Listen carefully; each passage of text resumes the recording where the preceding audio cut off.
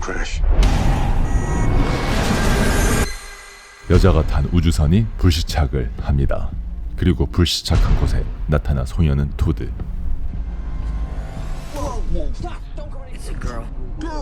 그리고 비올라.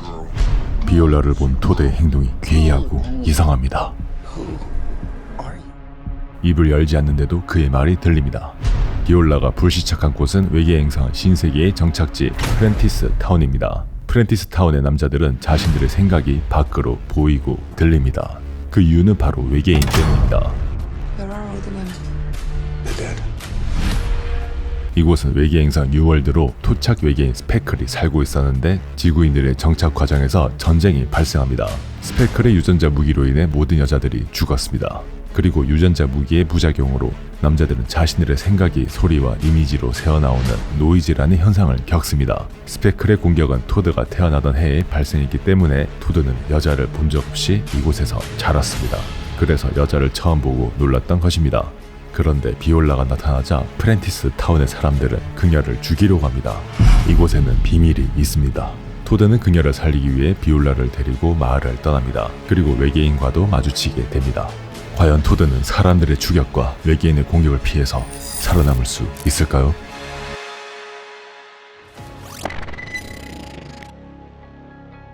이 영화는 패트릭 네스의 베스트셀러 The Knife of Never Letting Go를 원작으로 하고 있습니다. 외계 행성 뉴월드에서 펼쳐지는 디스토피아 소설로 스포일러 없이 소설의 내용을 설명드리겠습니다. 어느 미래 신세계라는 외계의 행성이 있습니다. 지구의 자연 환경과 흡사한 이곳에 인류는 정착을 하여 살아가고 있습니다. 주인공 토드는 이곳 행성의 프렌티스 타운이라는 정착지에서 태어났습니다. 그런데 토드가 태어나던 해 스페클이라는 토착 외계인들의 유전자 공격으로 인해 모든 여자들은 죽게 됩니다. 그리고 그에 대한 부작용으로 남자들은 소음균이라는 괴현상을 겪게 됩니다. 이 소음균은 머릿속에 색깔, 이미지, 기억, 소리 등이 튀어나오게 만드는 괴현상입니다. 토드가 태어났을 때 스페클과 전쟁을 치르며 여자가 모두 죽었기에 토드는 마지막 소년입니다. 그는 여자를 본 적 없이 성장합니다. 13살의 어느 날 그는 애완견 맨치와 숲을 탐험하던 중 노이즈가 없는 늪을 발견합니다. 이곳에 오면 소음균이 없어지게 되는 겁니다. 이곳에서 그는 처음으로 침묵 그리고 고요함을 느낍니다. 토드는 집에 돌아와 후견인 벤과 칠리언에게 늪을 알려주는데 벤과 칠리언은 오늘이 올 걸 알았다 라면서 토드의 어머니가 쓰는 일기와 지도와 각종 물품을 싸주면서 이곳을 빨리 떠나라고 합니다. 벤과 칠리언의 노이즈를 듣고 마을 사람들이 벤과 칠리언을 죽이러 오는 동안 토드는 떠납니다. 마을로부터 도망치는 톰은 또 다른 고요함을 느낍니다. 소녀를 만났기 때문입니다. 그녀의 이름은 비올라. 그리고 토드는 진실을 알게 됩니다.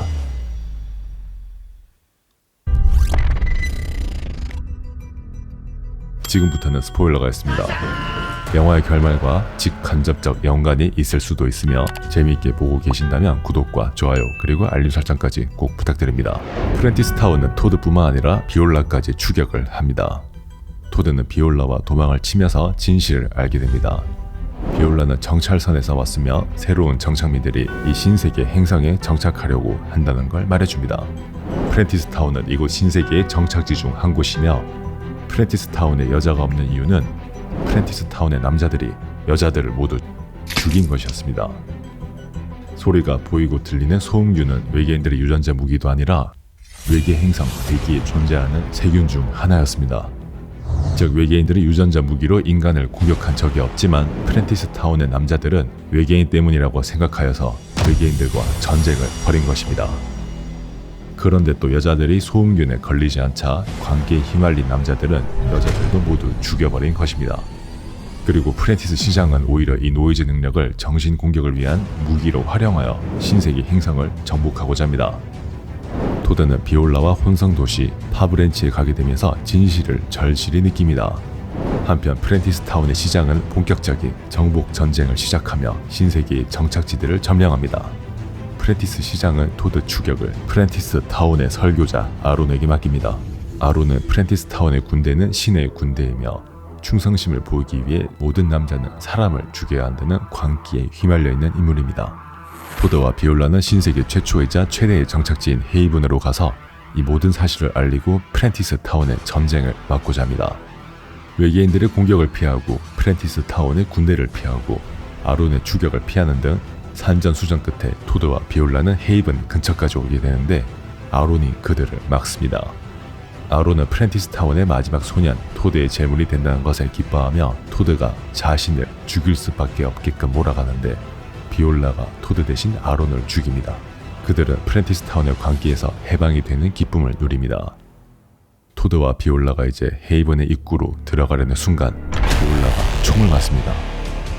알고 보니 이미 헤이븐은 프렌티스 군대에 의해 점령당했으며 프렌티스 시장은 토드에게 그녀를 살리고 싶다면 자신에게 항복하라고 합니다. 토드는 비올라를 살리기 위해 프렌티스 시장에게 항복을 하면서 소설은 끝납니다.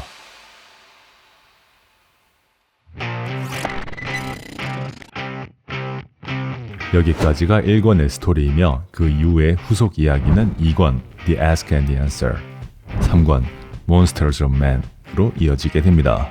영화는 어떻게 될지 모르겠지만 결말이 나름 충격적인 만큼 유지할 것 같긴 합니다.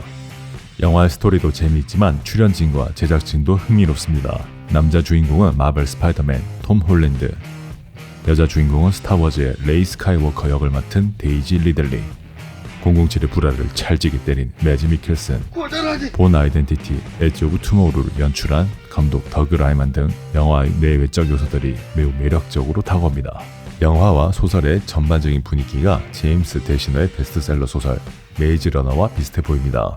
거대한 비밀과 음모가 있는 디스토피아, 발견을 통한 세계관의 확장, 생존을 위한 추격전, 전쟁, 그리고 모호한 절망의 결말. 커스워키 영화 스토리와 원작 소설의 스토리에서 결정적인 차이가 있다면 진실의 계기입니다. 소설은 사일런트 스왑프를 우연히 발견한 뒤에 진실을 알게 되지만 영화는 소녀 비올라를 우연히 마주친 뒤에 진실을 알게 됩니다. How many are coming? 100? 200? Thousands. 소설에서 비올라는 정착민들의 정착을 돕는 정찰선 비행원으로 여기서 말하는 수천 명은 정착민들의 수를 말하는 것일 수도 있지만 영화에서는 외계인이라는 뉘앙스를 풍기기도 합니다. 원작 소설에선 외계인 스페클은 인간에게 해를 끼치지 않는 존재로 나오기는 하지만 토드와 비올라가 도망을 치는 과정에서 긴장감을 더 주기 위해서 인간을 공격하는 설정이 추가될 수도 있을 것 같긴 하지만 반전의 효과를 위해서 소설의 설정을 그대로 유지할 수도 있습니다. 소설은 3부작이지만 각색과 영상을 고려해보면 6부작으로 영화가 진행될 수도 있을 것 같습니다. 재미있게 보셨다면 구독과 좋아요 그리고 알림 설정까지 꼭 부탁드립니다. 그럼 지금까지 영화 보는 건대였습니다.